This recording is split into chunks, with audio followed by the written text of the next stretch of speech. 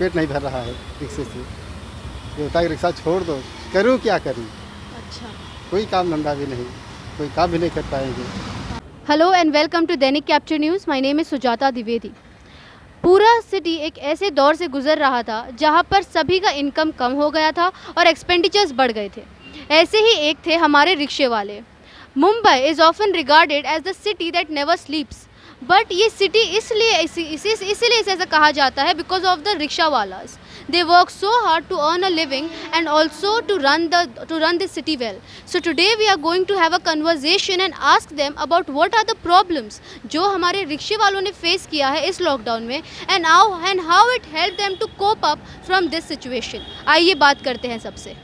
तो अब हम बात कर रहे हैं रमेश पाल जी से, जो कि एक रिक्शा ड्राइवर है, और हम उन्हें पूछते हैं कि ये लॉकडाउन में उनको क्या क्या परेशानियों का सामना करना पड़ा है।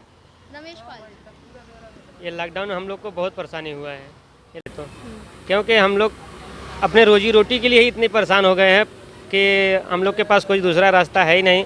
जब तक लोकल ट्रेन या स्कूल नहीं चालू हो जाती है तब तक हम लोग का धंधा एकदम मार खा गया है। जहां हम लोग 500-700 रुपया कमा लेते थे, आज 200-300 रुपया कमाने में हम लोग की पूरी दिन निकल जा रहा है। घर चलाना बहुत भारी हो गया है। तो अंकल, आपको क्या लगता है कि जो हमारी सरकार है, क्या उस सरकार ने जो मोदी गवर्नमेंट है उसने इस लॉकडाउन को बराबर से संभाला है? क्या लोग बोलते हैं कि वो बस अमीरों के बारे में सोचते हैं, गरीबों के बारे में हम नहीं सोचते, तो आपको क्या ये बात में कितनी सच्चाई लगती है?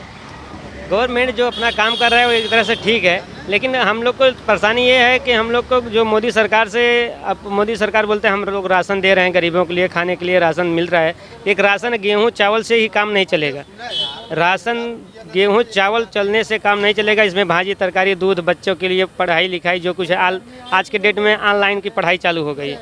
ऑनलाइन की पढ़ाई में भी फीस में कोई माफ़ी नहीं है, फीस बराबर लग रहा है। बच्चे लोग का भविष्य भी अंधकार में है।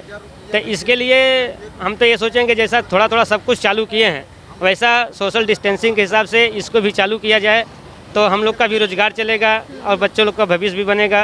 गवर्नमेंट का भी अपना एक रूल बना के ऐसा चलाना चाहिए। तो we had a conversation with Ramesh Pal and he said us about his difficulties which he faced in this lockdown. So now we have Mr. शोभा शंकर यादव, जो कि एक मुंबई के रिक्शा ड्राइवर है।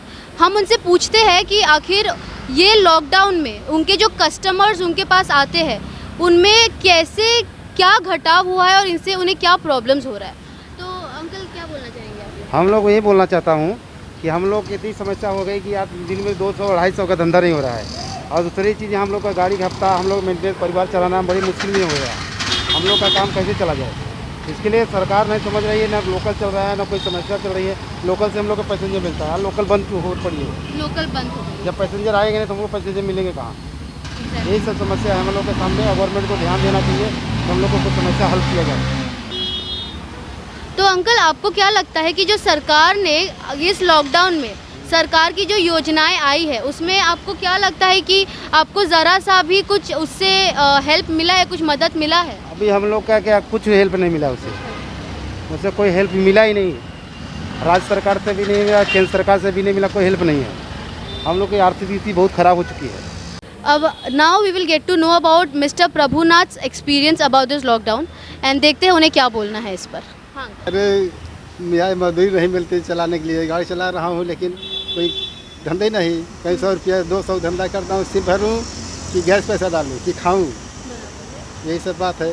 अगर ट्रेन चालू हो जाए और कॉलेज भी चालू हो जाए तो कुछ हम लोग का धंधा कुछ सुधरे होगा। वैसे अभी तक कोई गुंजाइश नहीं है, पेट नहीं भर रहा है रिक्शे से। ये होता है कि रिक्शा छोड़ दो, करूँ क्या करूँ, अच्छा। कोई काम धंधा भी नहीं, कोई काम भी नहीं कर पाएंगे। तो क्या बोलूँ, मजबूरी तो सबको है।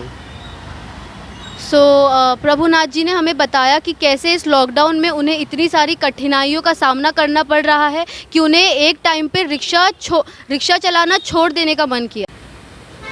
So we had a conversation with all the Mumbai ka rickshaw walas here and they said us about their problems, about what all sort of problems they faced. उन्हें किस किस परेशानियों से गुजरना पड़ा, कैसे वो अपना खर्चा चलाए, आखिर कैसे वो क्या क्या प्रिकॉशंस ले रहे हैं इस लॉकडाउन में अपने आप को कोरोना से बचाने के लिए, इस लॉकडाउन में उन्हें कैसे अपना रोज़गार चलाया उन्होंने, ये सभी की जानकारी हमें प्राप्त हुई हमारे मुंबई के रिक्शा वाला से।